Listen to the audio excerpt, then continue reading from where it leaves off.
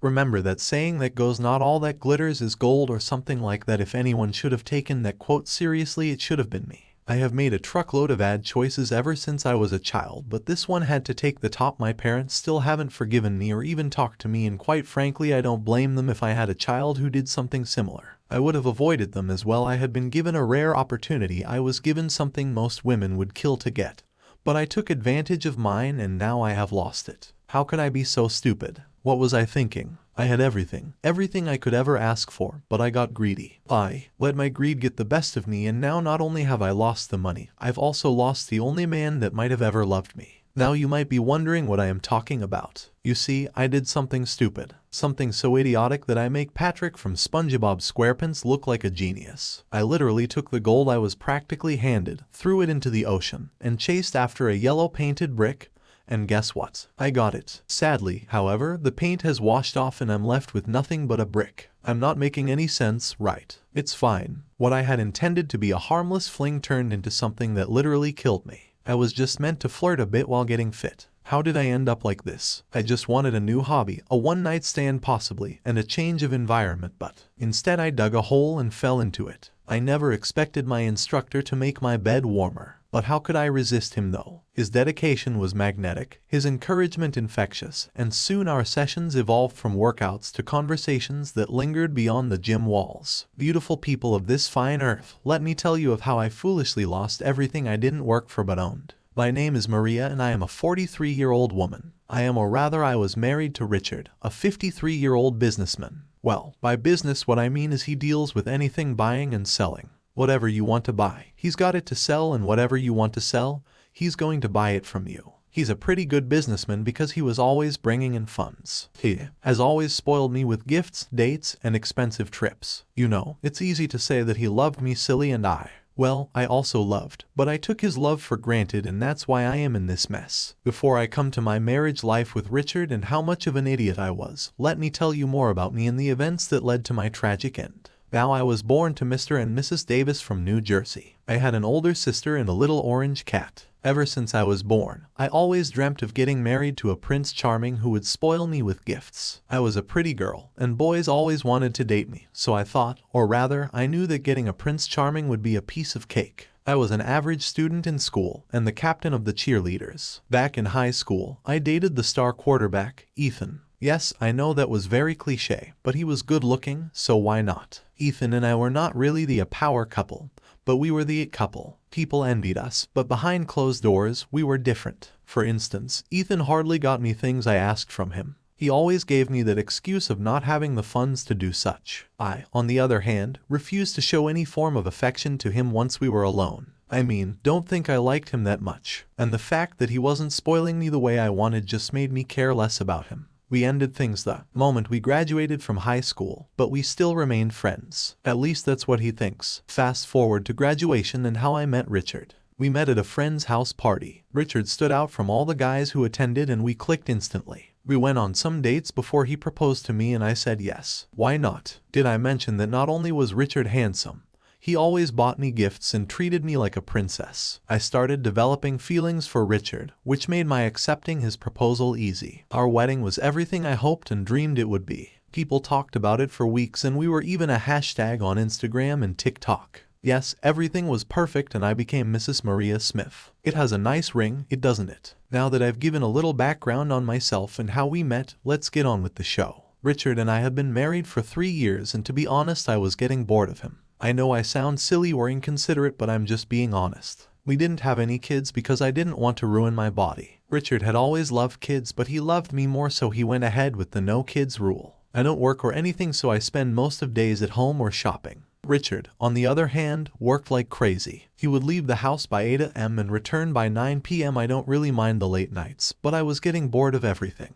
Although he always got me the latest clothes, shoes, and bags, I still got bored. I decided to talk to Richard about it the next day. The next day being Sunday, Richard had the day off, so I decided to talk to him. Now, the night before I thought of what to tell him. I was to tell him that I wanted to be a fitness instructor. I told him my thoughts and also that I needed someone to coach me on it. He readily agreed and I was to start the day after, tomorrow being a Tuesday. I was so excited that I was beaming like a child on Christmas morning, filled with anticipation and joy. Tuesday finally came and I set out to my new hobby. Now, beautiful people, before I proceed to tell you how I was about digging the hole I would eventually fall into, it's important to remember that I had done some research on the gym I was going to. Now that I think about it, I was setting myself up for disaster, but I was too clueless and dumb to notice it. From the very moment I found that gym and stepped into it, my marriage was over. Now, as I sit in this dark room and type this, I wonder what would have happened if I had just been content and sat my butt home. Oh well, back to the experience. I had picked out Attila's gyms and ordered an Uber to take me there. Richard has always begged me to let him buy me a car, but I always refused, mostly because I loved being driven around anyway. Back to the main topic, I stepped into the gym and was immediately hit with the smell of sweat mixed with lilac. It wasn't horrible, but I wasn't just used to it. I went to the receptionist and told her why I was there. She asked me to wait while she calls in my trainer, and I patiently did. I was going through the fitness magazines they had there when I heard this raspy but soft voice. The voice literally made me freeze. But what I heard next made my heart do a flip. Is she the person I'm supposed to train? Yes, Ethan. I finally looked up to see this Ethan guy, and I was not disappointed. When I tell you that I saw myself walking down the aisle with this man at that very moment, I am telling you the truth. Yes, I know I'm married to Richard and all, but ladies, if you saw this man, you would understand. To say that he was built like a Greek god would be overselling it, but honestly, that's how he's built to me. He should be around 6'7", toned abs, a scruffy beard, and muscles that made me feel, wow. Okay, now I know I am a married woman, and saying all this was just inappropriate and unnecessary, but I honestly didn't care. I introduced myself as Miss Maria. There's no way I was going to let me treat me as a married woman. Heck no. After the introduction, we set up a timetable which contained when we'll be meeting and how long our meetings will last. I couldn't start right away because he was busy with a client, but we had an appointment the next day. That day when I went home, I told Richard that I was given a female trainer. Now the reason I did this was because Richard is a very jealous person, and if he finds out that I have a male trainer, he might ask me to switch gyms, and who knows where I'll find another Ethan. The night really went by slowly, but I didn't mind because all I could think about was Ethan and his muscles. The next day, Richard had to travel for a business trip. He was to stay for a period of 2 weeks, and I couldn't be more glad. I had already planned how I would spend each day with Ethan or thinking about him. I drove Richard to the airport before coming back to get ready for my gym session. I wore the cutest gym outfit money could buy and arrived 30 minutes early. When my turn finally came, we had a peaceful and soft session. We chatted for some minutes and went our separate ways. Now I know I should have kept it strictly professional, but I just couldn't. The next 3 days went like the first one. We work out, he teaches me things, we make small talk, and we go our separate ways. It was on the 7th day that he asked me to have lunch with him at a local cafe, and I agreed. Just for the record, I never intended to betray Alex's love nor his generosity. It was never my intention to depend on his support while my heart wandered elsewhere. At that moment, I wasn't even thinking anything through. I just wanted to be with Ethan and elope. Yes, I know, too far. Now back to my poor choices. I woke up that feeling particularly happy and well rested. Richard still had to stay 4 more days on his trip, but I didn't care, neither did I mind. I had a date with Ethan. I hurriedly put on a sky blue floral sundress, a pair of black sandals, and tied my hair in a messy bun before leaving the house. I did not to seem desperate to him, so I didn't put so much effort into the outfit. I got to the venue 5 minutes early and decided to FaceTime Richard. When he picked up, I connected it to my AirPods and started talking with him. It was a short conversation because he had an important meeting in less than an hour, and he was getting ready for it before I called. I told him I loved him. I kind of do, I guess. Then I hung up. Barely a minute after I hung up, I heard a familiar voice and looked up. Ladies, when I tell you that this man made me weak, I kid you not. Everything about him was just perfect. The lunch went smoothly, and I knew for a fact that things were going to be different between us once that lunch date was over. Now remember that I hadn't told him that I was married, and to be honest, I didn't plan on telling him. We exchanged numbers at the cafe. He drove me home and left me with a soft peck on the cheeks. I was literally on cloud 11 because of this man.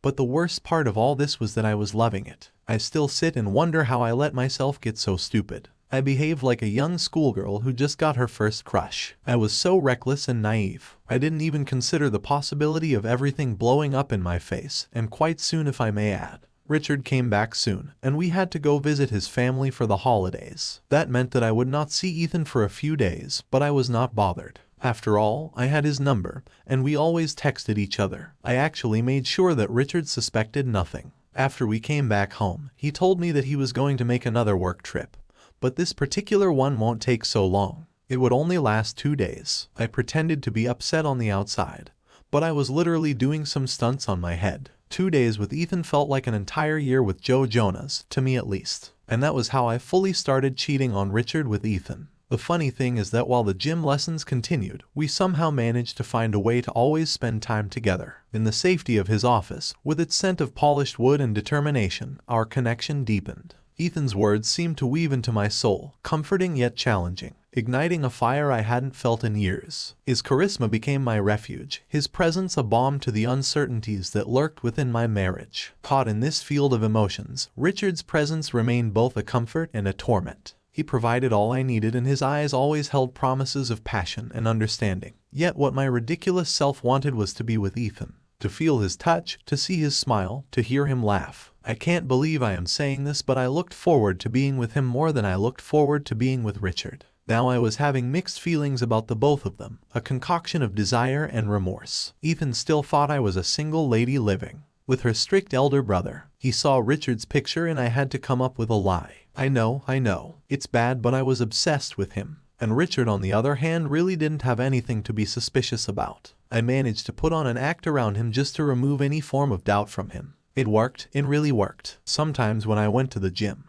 we would spend hours enjoying each other's company and completely forget the session. We also started meeting at his place. I even told Richard that I wanted a car, which he was happy to get for me. As the days passed, and infatuation swallowed my soul, I found myself under the spell of the intoxicating aura of Ethan's companionship, which collided violently with the love and stability Alex provided. I was caught between two worlds, but sadly I was heading towards the world that would soon show to hold no future for me. Everything was just so perfect that most times when I lay in bed with Ethan, I had to pinch myself to assure myself that I am not dreaming. This secret of mine went on for months, and I hate to admit or even say this, but the love I once had for Richard was slowly dying. I gradually stopped seeing Richard as my husband and started seeing him as my ATM, and he never complained. All he ever did was shower me with love, gifts, and affection. I started spoiling Ethan with gifts, and I made sure to get the most expensive ones. Whenever I wanted to get him clothing, I always went for the big names like Versace,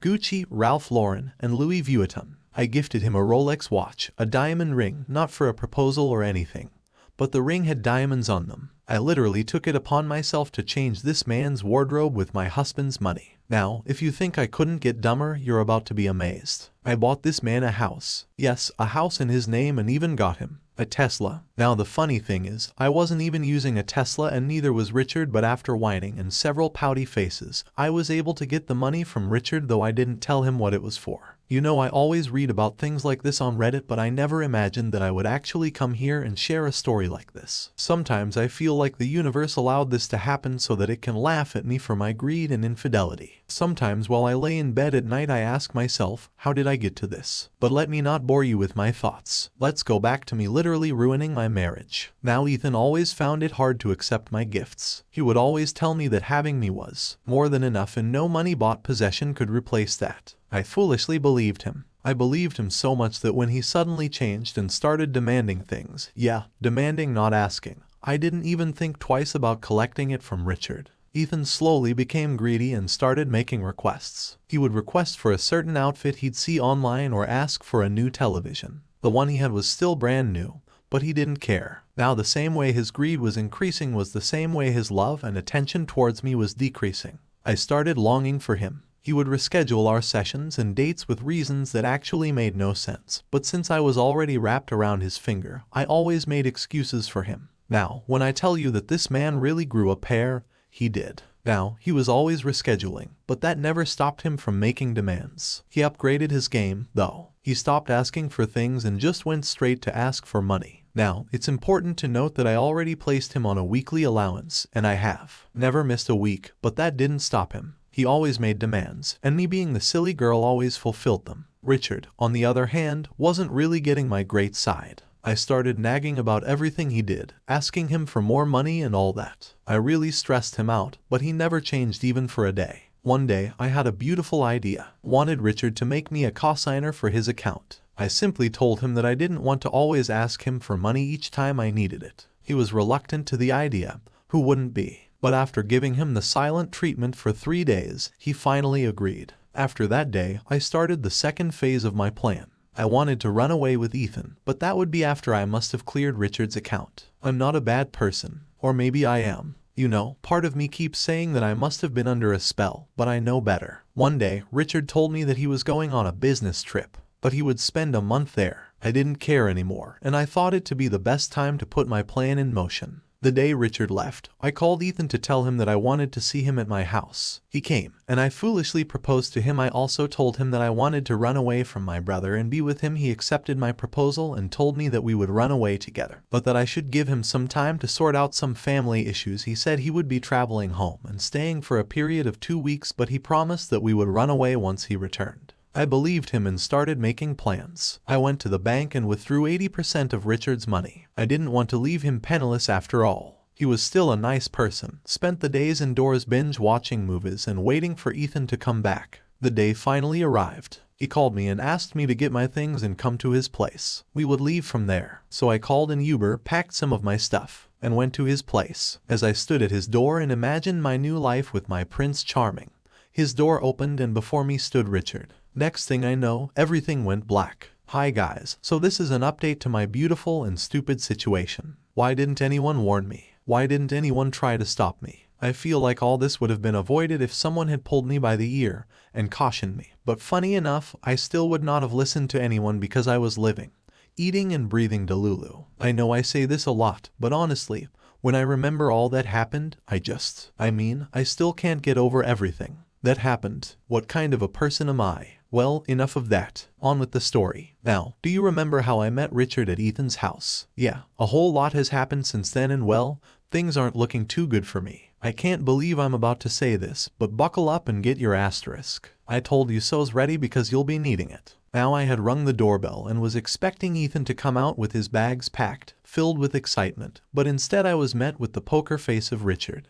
I think I fainted because I woke up on the sofa and Richard was sitting close to me. Ladies and gentlemen, I saw a side of Richard I had never seen in all my years of being married to me. When he noticed that I was awake, he cleared his throat and turned to face me. He called my name before letting out a sigh. That sigh held so much sadness and disappointment that I swear you could feel it. He told me everything, and to be honest, I felt like the biggest fool on planet Earth. For better understanding, I'll tell you what he told me. Now, if someone told me that you would be the one to cause me pain this much, I would have never believed it. You see, I've always known about Ethan, but I decided to trust my wife. You see, the day you registered at the gym, the owner, who just happened to be an old classmate of mine, called me and told me that he had seen my wife at his gym, and he didn't like how she was acting around his employee. I didn't think much of it, but to ease his mind, I asked to meet Ethan and know what was going on. I called him and we met up. He told me that you had claimed to be a single rich lady living with your brother. Brother, you called me, the man who courted you, married you, fed you, always spoiled you, heck, even gave up my dreams of becoming a dad for you. But you called me your brother. I didn't believe him, of course, but I was curious. I decided to pay him to play along with whatever it is that you were planning and keep me updated. I hoped that everything was just a misunderstanding, but boy did you prove me wrong. Not only did you break my trust in you, you broke my heart. What did you lack when you were with me? I gave you all that you asked for, and even more. Even after all that, how did you pay me back? Now hold that thought. Ethan agreed to go along with the plan, and initially it was harmless, but then you literally started texting him even while we were at my parents' place. Like, Maria, really? You couldn't hold your hormones till we got home. I knew about the texts and the dates. All those business trips were to see how you'd behave, and I was silently praying you would realize what you were doing. But you only got worse. You suddenly changed toward me. But I never said anything, neither did I get upset at you. You started nagging, complaining, stopped spending time with me, and all for what? For some stranger you hardly know. Maria, you choose him over your own husband now. While Richard spoke, I was completely speechless. What had I done? How could I have been so stupid? I wanted to say something, but he raised his finger to shush me. I still wanted to say something, but then he did the unexpected. Richard shouted and told me to shut my lying tongue up. Talk about harsh things. I understand where the anger was coming from, but I never expected that reaction. Maria, you have no right to talk right now. You don't. Now allow me to finish. After your nagging phase ended, you started making demands, started asking for money, to which I never refused. What did you do, Maria? You took my money and spent it on some guy you met. You literally spent my money on a stranger. You bought the most expensive brands for him. Maria, when was the last time you ever bought me something? Oh, I know. Never. You have never in the history of our time together bought anything for me, but I didn't care. Having you was all that mattered to me. But apparently the feeling wasn't mutual. Now not only did you buy the most expensive brands, you bought him a car and a house. A freaking house. With my money. At this point I was really terrified. What would Richard do to me? What was going through his mind? Where was Ethan during all this? I just sat up and looked at my feet. I couldn't even look him in the face. No amount of apologies would be able to fix the damage and right all my wrongs. As much as I know that he was already in so much pain, I knew that more was about to come. Now if you had stopped at the car and houses and possibly come back to your senses, there's a possibility that we won't even be here.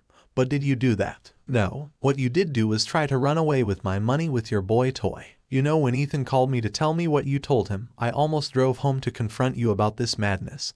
But Ethan said this was better. He was not wrong. Now Maria, I don't know what you plan on saying or even doing, but I am done. Done. After he said this, he just got up and left. I just sat there motionless, unsure of what to do. Do I run after him, or what exactly do I do? I was still trying to come to terms with what happened when Ethan walked in and sat in front of me. All I could muster was why. People of this earth, can you guess what he did? He laughed. Yes, you read it right. He literally laughed in my face, and I swear I literally saw the 9 o'clock news say woman unalives a man in his house. This man had the nerve to laugh at me after everything he caused. Well, I brought it upon myself, but that still didn't justify him laughing at me. He literally told me to my face that I was laughable. I asked what he meant, and he said that the first and worst mistake I made was to tell him I was single. If I had told him I was married, he would have told Richard not to worry about anything and would have probably had fun with me. Ethan goes on to tell me how he enjoyed making all those requests and all those gifts I bought for him. I felt like the biggest moron and wished the ground would just open up and swallow me whole. Now here's the part that drove a stake through my heart. Ethan, my gym instructor, the same person who I was losing my marriage over, was married.